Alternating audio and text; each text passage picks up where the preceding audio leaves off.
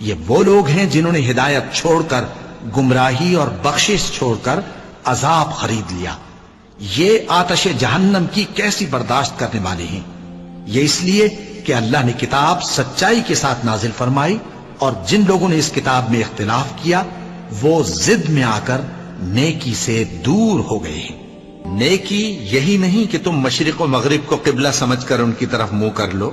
بلکہ نیکی یہ ہے کہ لوگ اللہ پر اور روز آخر پر اور فرشتوں پر اور اللہ کی کتاب پر اور پیغمبروں پر ایمان لائیں، اور مال باوجود عزیز رکھنے کے رشتہ داروں اور یتیموں اور محتاجوں اور مسافروں اور مانگنے والوں کو دیں، اور گردنوں کے چھڑانے میں خرچ کریں،